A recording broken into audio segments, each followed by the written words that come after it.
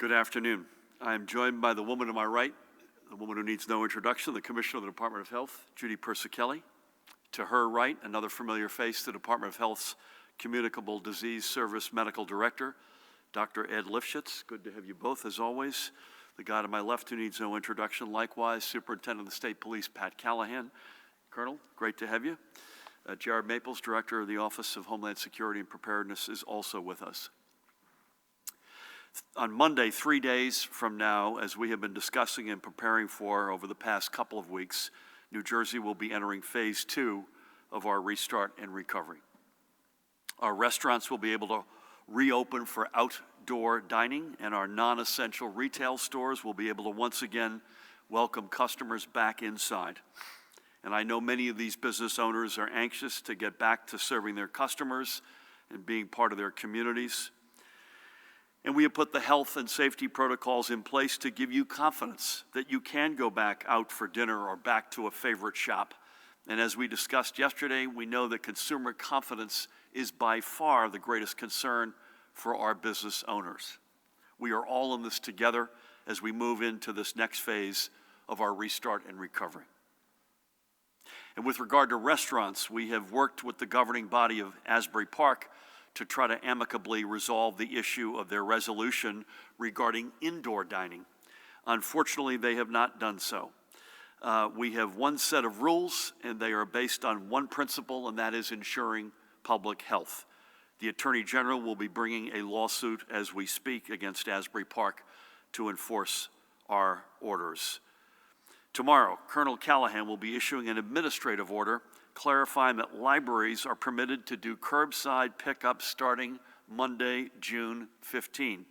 While library buildings will remain closed to patrons at this time, we hope to get there, and I hope sooner than later, we are working closely with our libraries as our state gradually and steadily reopens. Then in 10 days from now, on Monday, June 22nd, personal care services will resume, and today I'll be signing an executive order to formally allow them to do so with an enormous amount of input from Judy and her team. So here are the businesses that will be able to reopen again. This is on Monday, June 22nd. Beauty salons, barbershops, cosmetology shops, day spas, but within day spas, not, please, saunas, steam rooms, or shared bathing facilities. Medical spas, which solely perform elective and cosmetic medical procedures, are welcome to open, as are electrology facilities, hair braiding shops, massage parlors, nail salons, tanning salons, and tattoo parlors. Simultaneous with this order, the Division of Consumer Affairs, under the extraordinary leadership of their team, will be putting out an administrative order containing comprehensive standards and protocols that these businesses must abide by. These include services by appointment only, pre-screening and temperature checks of both clients and staff client pairs remaining at least 6 feet apart unless separated by some form of physical barrier. Everyone inside a personal care business will be required to wear a mask or face covering at all times, unless a client is receiving a service that requires them to remove it. And should that happen, staff providing services must not only wear a mask, but also utilize a face shield, goggles, or table shield to provide additional protection. Additionally, there will be strict sanitation and disinfection requirements across a whole host of areas.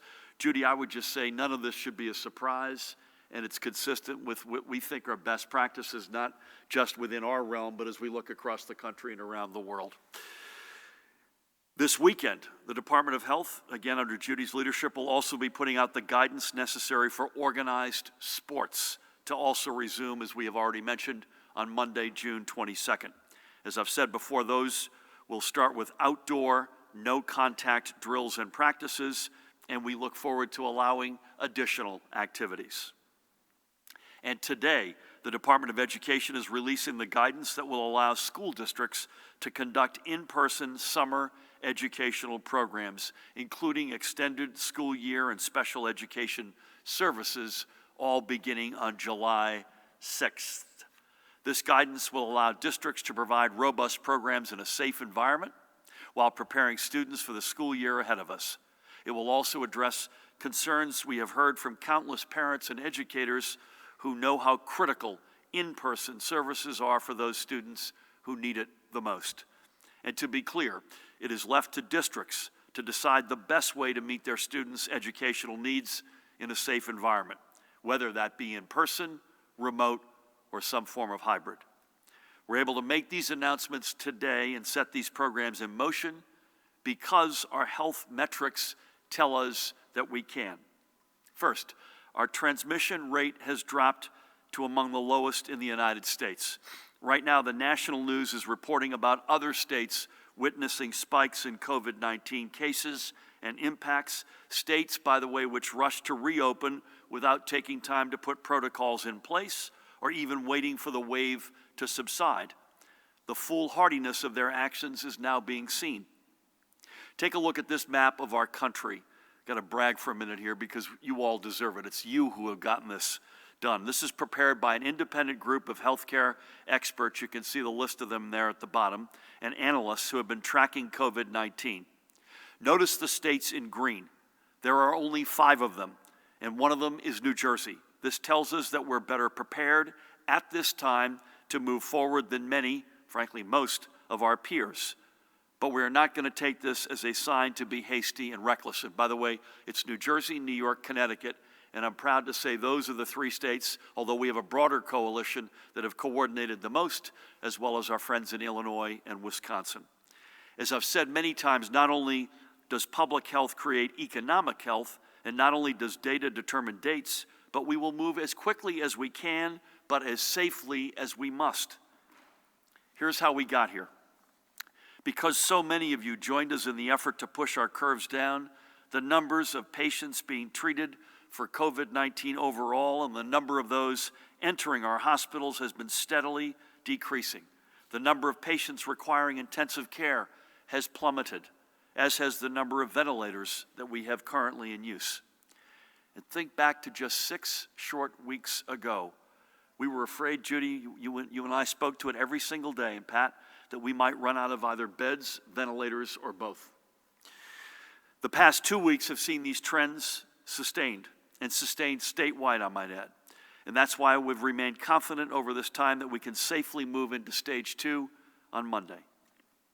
We still have to be careful, though, and that's why we're not throwing the doors of our state all the way open on Monday, and why even in stage 2, we'll continue to slowly expand our restart. You see our rankings dropping, but we're still way too near the top of the pack in both patients in hospitals and lost lives per day. We still see ourselves on lists that we don't want to be on as compared to our sister states, and we must still be vigilant, and we still must keep social distancing, wearing face coverings, washing our hands with soap and water, cleaning surfaces with vigilance, are top priorities. But in just 3 days, we are going to take a big step on our road back. We're ready because we've pulled together to pull down the curves. Let's keep it up, folks, because the more we do, the more we can reopen, and the sooner we can do it. So with that, let's quickly turn to the overnight numbers. Yesterday, we received an additional 495 positive test results, and the statewide cumulative total is now 166,164. Here are the new cases graphed in relation to the past several weeks. The daily positivity or spot positivity rate for, test samples from this Monday, June 8th, Judy, roughly 2.5%. I think that may be among our lowest ticks in a long time.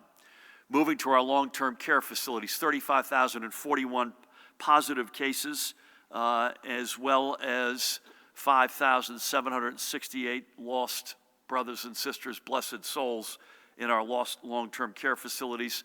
We are continuing to throw everything we can at getting that number as low as we can. In our hospitals last night, the total number of patients being treated for COVID-19 slipped below 1,500 to 1,480, and the number of residents in our field medical stations has decreased to 6. And this is the breakdown of total hospitalizations across region. The number of patients reported in either critical or intensive care is now down to 415, and ventilator use dropped yet again down to 300.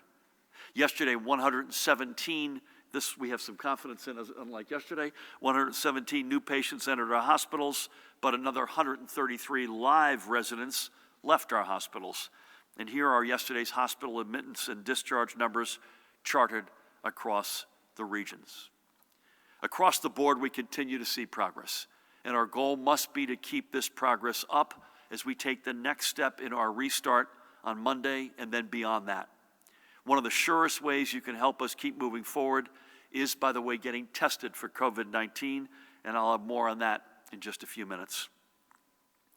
Before I get there, however, we must report today the loss of another 48 blessed souls in our New Jersey family to COVID-19 related complications. We have now lost a total of 12,489 New Jerseyans, and let's recall a few more of these precious lives. We'll start today, and this one is a tough one. They're all tough, but this one is particularly tough, with Obina Eke from Irvington. He was a patient care technician at University Hospital in Newark, and Obina was only 42 years old. Obina was an immigrant from Nigeria, first coming to America when he was 22 years old, and he had called New Jersey home since 2012. A certified nursing assistant, he was pursuing his degree in sociology and pre-nursing at Bloomfield College while continuing to work at University Hospital, and this spring was to be his final semester. He was awaiting his mother's arrival from California for his graduation when COVID-19 struck, and sadly, it took Obina. He had gotten tested for COVID-19 just 3 days before his passing. Obina leaves behind his mother, Jerry, with whom I had the great honor of speaking yesterday, as well as a son, Matthew. Jerry eulogized her son, and I quote her, as one of a kind, a true hero with a brave heart of gold that died doing what you loved, helping others, end of quote. Our thoughts and prayers remain with her. Bless his soul and all who knew and worked with Obina. Next, let's go south to Camden, the home of Teresa Sandoval. Teresa was born in Mexico and lost her parents when she was just 6 years old. She immigrated to the United States 23 years ago with the dream that brought so many to this country, and continues to, by the way, to have a better life. As she grew older, Teresa was diagnosed with diabetes, a disease which would eventually take her vision, but not her spirit. And to the end, Teresa continued to cook and take care of herself. Her niece, Gabriella, with whom I had the honor of speaking, made sure she got her medications every day. Sadly, though, we lost Teresa to COVID-19. We must remember her spirit, the spirit that runs deep across all of our communities and which separates our state from so many others. May God bless you, Teresa, and watch over you. And finally, today we remember Maria Victoria Dejesus Marques of Bordentown. She was just 9 days shy of her 91st birthday when she passed from COVID-19. Maria and her late husband, Miguel, came to the mainland United States from Puerto Rico in the 1950s, and she found work as a seamstress. But after 2 decades of struggle against language barriers and discrimination, the family would return to Puerto Rico, and she became a public school cafeteria worker. But Maria would arrive in Bordentown in 2017 as a refugee following the devastation of her native Puerto Rico by Hurricane, you can't make this up, Maria, a storm which ultimately claimed her son. This Maria was strong, a breast cancer survivor and an avid salsa dancer. She loved to sing and to serenade her grandchildren and great-grandchildren. Maria leaves behind her daughter Lillian, with whom I had the great honor of speaking yesterday, a retired social worker for the former Division of Youth and Family Services, and her son-in-law Jose, an employee with the Department of Health. She's also survived by her 6 grandchildren and 6 great-grandchildren. Let's never forget Maria, and let's never forget our brothers and sisters and fellow Americans in Puerto Rico. May God bless her and her family and our entire American family. 3 more names, 3 more lives that enriched our state, no matter how long they called it home.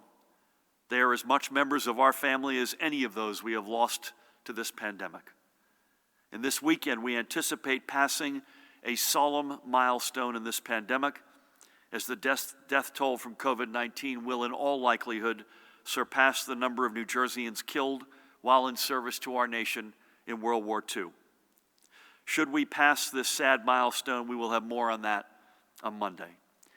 Before I switch gears, a guy who passed, and I want to just acknowledge him, whether or not related to COVID-19, we lost Jonathan Elliot recently, 38 years old, a New Jersey playwright and a disability rights advocate. He was a star to so many, a role model to so many. I spoke with his mom yesterday, herself a medical doctor. God bless you, Jonathan. And I always say, my dad used to say, the Alpha and the Omega. Here's another piece of good Alpha news to our ATU family. Ray Greaves just had a granddaughter born, Amelia, in Livingston at St. Barnabas, a stout 8 pounds, 6 ounces. So as we mourn all of the loss of life, we can never forget the folks who are coming into their own lives every single day and will change this great state in this great country for the better for decades, if not centuries to come. Switching gears, I'm proud to announce that on Monday, Interfaith Urgent Care and St. Matthew AME Church in Orange will open our first church-based COVID-19 testing site at St. Matthew AME. Happy Sabbath early to you folks. I am proud of this partnership. Testing will be available on site from 10 a.m. to 5 p.m. Tests are by appointment only, so please check out St. Matthew AME for more information on setting one up. And I must give a huge shout out to 2 friends, both our friend Rabbi Abe Friedman, one of your chaplains, Colonel of Interfaith Urgent Care, and the Reverend Dr. Melvin Wilson and the First Lady from St. Matthew AME, 2 other dear friends, as well as many more community partners for working with us to get this site up and running. The AME Church has a long legacy of community progress and in removing barriers to access based on historic and systemic racism, and this continues that tradition. Bringing testing directly into our communities, and especially with our partners in the faith community, is a huge step forward. COVID-19 has had a disproportionate impact, as you hear from us literally every day, Judy, right, on our communities of color, and testing is one way we can better safeguard them for the future. The idea for this testing site came from the daily call our administration holds with our faith leaders, and Pat, I think you're on there literally every day, hosted by the one and only Reverend Derek Green and our colleague Deb Cornavaca. And I'm hopeful that we'll get many more open in houses of worship and community centers across the state. In fact, one of the most important tools we have at our disposal right now is testing. The more tests we record, the better the data we receive. And the better the data that we receive, the more surely we could take our steps into stage 2 of our restart and recovery, and then towards stage 3. There are now more than, as Judy mentioned yesterday, well over 200 locations around New Jersey to get tested, including at numerous Rite Aid and CVS pharmacies, Walmart stores, and state, county, and locally organized sites. And you can locate one near you by going to the tried and true website, covid19.nj.gov/testing, and using the new Test Site Finder. Then, when you find a place that's convenient, go out and get tested. There is absolutely no reason not to. Finally today, I would like to close by acknowledging that today is Women's Veterans Day. Across our state, there are more than 25,500 women who have proudly worn our nation's military uniforms. 2 of them, by the way, and I reached out to her earlier today, my friend Senator Nilsa Cruz Perez and her daughter. Nilsa is the only, by the way, woman veteran in our entire state legislature. However, we recognize that the barriers that still exist for many of our military veterans know no gender. So we recommit to ensuring that our veterans have fuller access to educational and job training programs, to housing, and to healthcare services, especially mental health, among so much else. So to every woman veteran in New Jersey, we thank you for your service to our nation, and we honor your commitment to our nation's founding ideals. With that, please help me welcome the woman who needs no introduction, the Commissioner of the Department of Health, Judy Persichilli. Thank you, Governor, and good afternoon. Well, contact tracer training begins next week, led by the Rutgers School of Public Health. I've been getting lots of questions about contact tracing, the process, and the individuals who will be trained. The training, which is about 15 hours in total, covers a range of topics to best inform individuals who will perform this important job. Already, more than 500 individuals, Rutgers students, alumni, and others have submitted applications for this work. At the outset, trainees will receive an overview of the public health system in New Jersey and its structure. This will provide insight on the importance of their roles in the contact tracing corps. They will be educated on confidentiality and sign a confidentiality agreement during this initial training. The second phase of the course, trainees will learn about COVID-19 disease and its symptoms. They will also learn the process of case investigation and contact tracing. Next, they'll receive an overview of the social determinants of health, how where we live, work, and play affects our health. Trainees will also learn about the disproportionate impact that COVID-19 is having on racial and ethnic groups. Additionally, they will become versed on populations most at risk for severe illness and death. After receiving foundational education, trainees will be educated on cultural competence. For example, how culture influences decision-making and how to practice cultural humility when conducting contact tracing. They will learn the tools of effective communication, such as building trust, expressing empathy, using open-ended questions, and active listening. Students will also be trained on considerations for interviewing different age groups, individuals with mental health challenges, as well as undocumented residents. Additionally, they will learn how to connect individuals with social supports in their communities.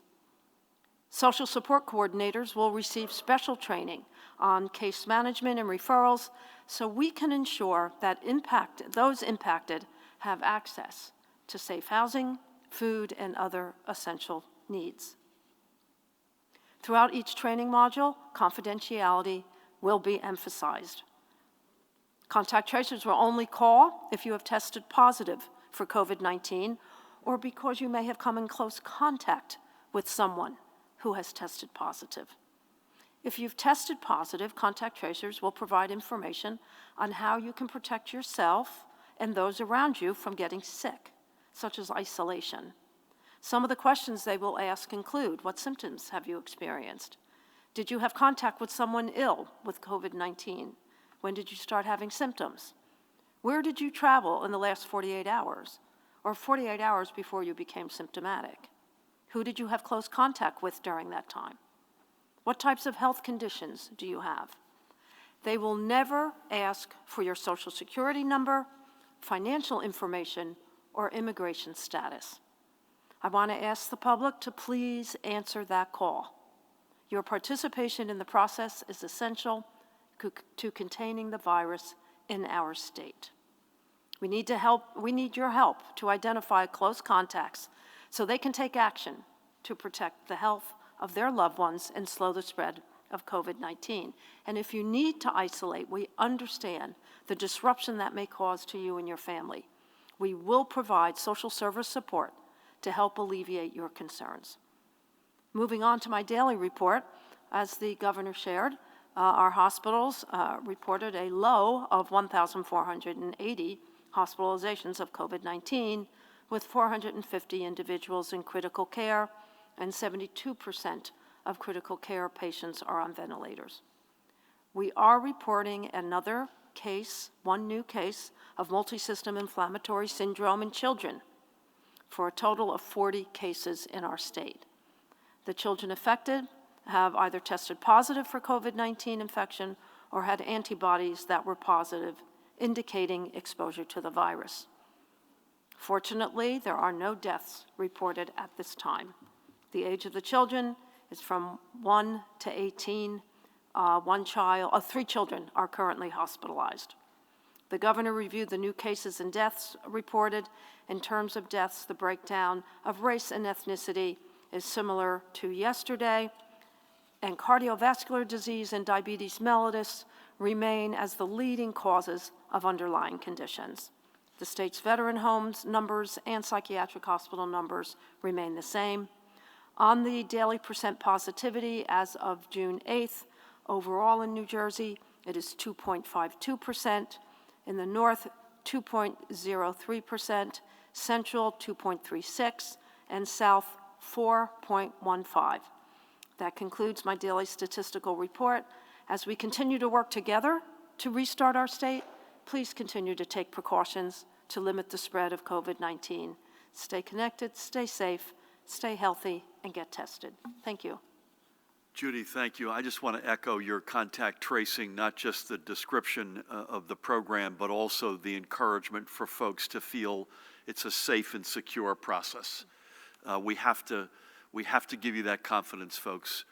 First of all, it is the truth, it is the case, but you need to feel unburdened and share the information. Again, limited information, but important information. You're never gonna get asked about, as Judy said, immigration status, social security number, bank accounts, none of that. And if someone does ask you that, hang the phone up. If any of that comes up, literally hang the phone up. The questions you're asked, though, will be extremely important to you personally, so selfishly, to your family, friends, and community, and more broadly for our ability to surround this virus if it flares up again and drive it back into the ground. So thank you for everything, and especially for that, and just want to echo that. Pat, other than all heck breaking loose from your mother's Zoom birthday party last night, anything on the compliance front? Thanks, Gov. Good afternoon, everybody. 0 EO violations overnight. There's about a dozen demonstrations going on throughout the state today. We're probably looking at least the ones that we're aware of over the weekend, 30 or 40. We continue to monitor those through our ROC, and constant, it's a dynamic situation, constantly changing. And the only one thing I'll echo, Governor, is on that faith-based call this morning, the fact that St. Matthew's AME Church in Orange is opening up, the excitement and the gratitude and the leadership of Reverend Dr. Wilson, just phenomenal. And I just thank you on behalf of that entire prayer call. That call has been, thank you, Pat, and that call has been extraordinarily important for the soul of the state, for the mental health of so many in the state. And Dr. Wilson and his wife, the First Lady, have been consistently in there and reaching out, what can we do to help? And as I said in my remarks, the AME Church, I was down in Mother Bethel in Philadelphia a couple of years ago, has an extraordinary history and legacy of breaking through barriers, standing up to systemic racism, doing the right thing. Thank you. Before we take questions, we'll start with Charlie. Ed, I'm going to practice without a license, and I'm not going to comment, so you please don't waste your questions on any legal proceedings we have. These are general observations. There's just no question this virus is multiples more lethal inside than outside. The evidence is overwhelming. And then when you add to that lack of ventilation, sedentary, close proximity, there's a reason, there's a method to what we're doing here, folks, in many respects, not just relying on the data and the notion that public health creates economic health, but we're taking steps, first of all, in small batches, so that we've got some amount of controlled variables that Judy and Ed and team can look at and figure out. If we took 10 steps on Monday and we had a flare-up, it would be very hard to figure out which one of those steps had led to that flare-up. When we take steps that are sort of in tandem, in small numbers at a time, give you folks a fair amount of runway to get ready for it, both as a customer or as a proprietor, it gives us a much better public health ability to manage this. On the inside, on the indoors, there's sort of two, and we'll get there, by the way. That's not a question of whether we'll get there. We will get there. But we have to get there at the right time and responsibly. And there's sort of two dimensions to this as I see it as a non-expert. Number one, the rate of transmission has to continue to be driven toward the ground. and number two, the protocols that must be in place. But I would say this, which is why I gave Ed a shout out. If you go back to 3 months ago and you had an RT, a rate of transmission, that was over 5, it wouldn't have, social distancing, no amount of distance, face covering, sanitation, washing your hands, no amount of that would have been able to overcome that intensity of the potential spread. But we keep, folks, thanks to you all, we keep that rate of transmission down so that anyone who's infected comes in contact with others, that less than one other person would get infected, and that continues to go to the ground. And then you add to that, and by the way, spot positivity stays low, new hospitalizations stay low. You add to that social distancing, masks, protocols, etc. That allows us ultimately in tandem to get to the things that we're not quite there on, like indoor dining. So this is not for, we didn't wake up one day and put our finger in the air and sort of make a gut decision as to what's the order of events. This is premeditated. This is systematic. There is a method to this, and there's a public health underlying reason to all of this. And I will just speak on behalf of all of us. We will do whatever it takes to save any life we can. And it's public health that drives this. First and foremost, period, full stop. With that, Charlie, welcome. Yes, good afternoon, Governor. On April 7th in this room, I asked you and the Education Commissioner for a copy of a document that was submitted to the DOE by the New Brunswick Board of Ed. Your commissioner said, quote, "We'll make sure we get back to you with that." To date, I still have not received the document. I was directed to file an OPRA with the DOE. They responded by repeatedly delaying the production of that record. What do you have to say about your changes to the OPRA law and your administration's commitment to transparency? There's been a lot of pushback on this. I know May 20th, the Star-Ledger ran an editorial titled "This Week in Shady Governance, Murphy and Oprah," and the Reporters Committee on Freedom of the Press called that law one of the worst affronts to transparency in the nation. What's your response to those criticisms of your administration, and what do you have to say about the commitment to transparency? Anything else, or is that? That's all for today. Nothing new to add on Oprah or transparency, but thank you. Sir, do you have anything? Yes, please, right here. Any update on whether or not casinos are going to open on July 4th? Or what parameters do they need to meet in order for that target date to be met? Yeah, I don't want to make news today, but we're working our tails off to try to get there on casinos. And I would say it is a big team effort, and I want to give both the operators as well as the labor representatives a huge amount of credit, in addition, obviously, to Department of Health and other players in that. This is a huge element of our economy. It's a particularly huge element of our shore economy in the warm weather season. It's 30,000 plus people who are out of work. We're doing everything we can. I would hope by a week or so from now we'll be able to give some guidance on that. But I don't have a specific answer for you today, other than we are working our tails off collectively to get there. Please. One other question. Are there plans to dispatch the state police to Asbury Park next week if they continue to go through with the indoor dining? Yeah, as I say, no comment on that, as there is, it's a subject of a legal proceeding, but thank you. Please. Did you notice we changed, we made the move on curbside pickup of library books? I did, Governor. Thank you very much. That just to prove that occasionally something triggers an action that it's worth it. Governor, what allowances have you made for film and television productions to operate?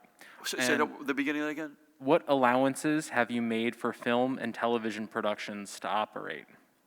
And are they guided by the same restrictions as indoor and outdoor gatherings? When and how can that industry begin to resume larger scale productions? Do you think there's a risk if there's a resurgence of COVID-19 in the wake of the George Floyd and Black Lives Matter protests, that Trump and others get to shift blame for the outbreak to you and other big city, blue state Democrats? Thank you. Thank you. Just on the last point, just is there a risk? I don't mean politically, but is there a risk? I think Judy and Ed would agree that when you've got people gathering with the intensity they're gathering, there is an increased risk, which is why we've said to folks, please wear a face cover, try to keep social distance, wash soap and water, if not disinfectant, and by the way, get tested. So there is a public health risk. But having said that, we're going to have to be able to walk and chew gum. There's also racism in year 401 in our country, and folks need to be able to get out there rightfully and protest that. I'm not worried about the political piece at all. And part of the reason I'm not worried, A, it's the right thing to do to stand up. Secondly, there's an overwhelming across the spectrum support at long last.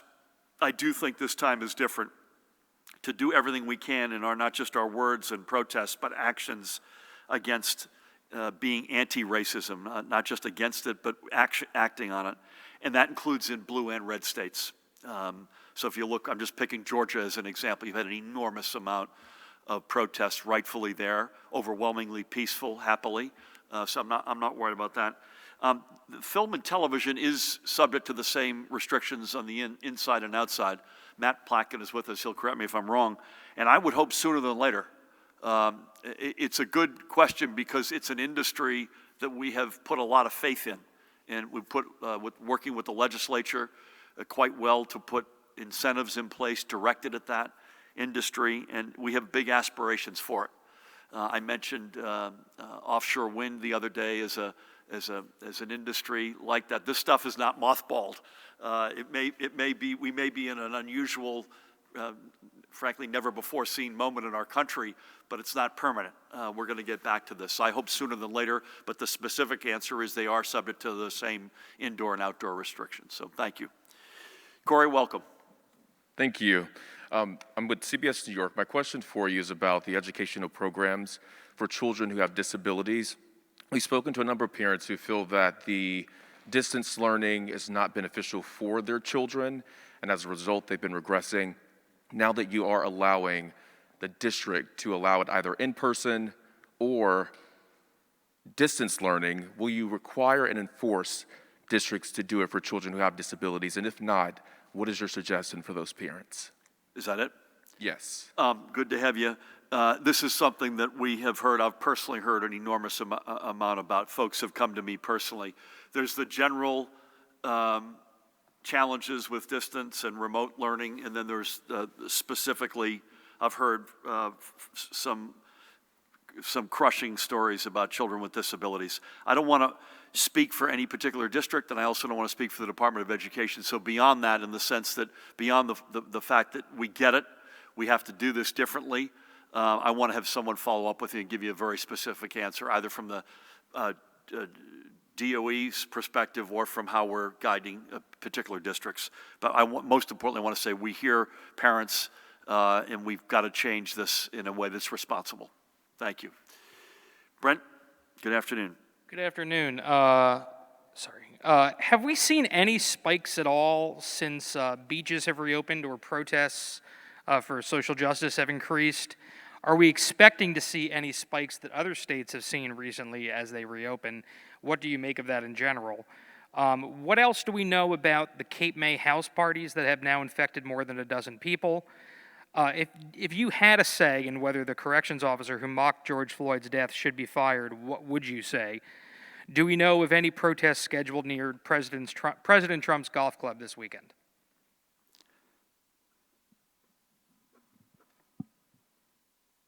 Do you know that last one? Are you aware of any?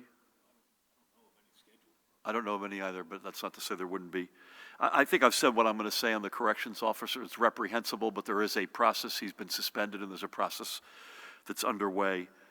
I am not aware of any. Judy, Ed, any comments on that? I mean, I think this also tells us a lot about outdoors versus indoors, personally, but. A few things. First off, I'll say now that we reported today 495 new cases, and that now makes 2 consecutive weeks, 14 days that we've been under 1,000. So certainly we're not seeing any large spikes that's been going up as far as anything goes. We are out there listening to our local health departments as they go ahead and they investigate cases, and certainly we expect that they would tell us if they hear about any individual spikes related to either of these things.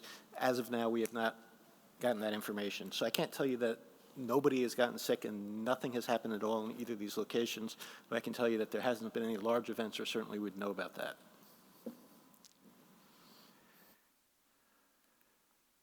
I also believe, I don't have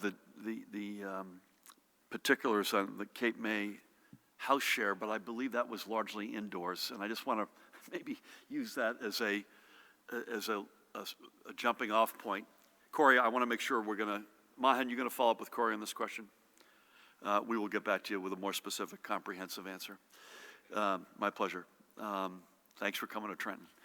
I'm going to mask up as I say this. I just think we just have to accept there's a big difference between indoors and outdoors.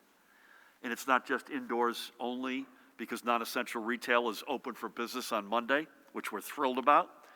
But that's going to be with protocols and people moving through. You don't spend your day or hours in a retail shop as you would in a restaurant or a bar. And I think we have to acknowledge that. So folks, I want to thank Judy and Ed, Pat, Jared, Matt, Mahan, the whole team. I want to thank, we're going to stick with the same protocols that we've had over the past couple of weekends. We'll be with you electronically both tomorrow and Sunday, unless there's a reason to be with you otherwise. Monday will be regular time at 1 o'clock. There is a White House VTC, but I believe it's after our gathering on Monday. Good weather. Frankly, it might be the nicest day of the year. You've been extraordinary so far, folks. Please keep it up. So whether you're on a beach or you're protesting or you're worshiping this weekend beginning today, or you're in an outdoor restaurant, as I will be Monday night, or in a non-essential retail shop, or in daycare, wherever it might be, just keep doing what you've been doing. Extraordinary compliance, unlike any American state. You've done it peacefully, particularly over the past 3 weeks of this extraordinary chapter in our nation's history against the stain of racism. Please keep all of the above up.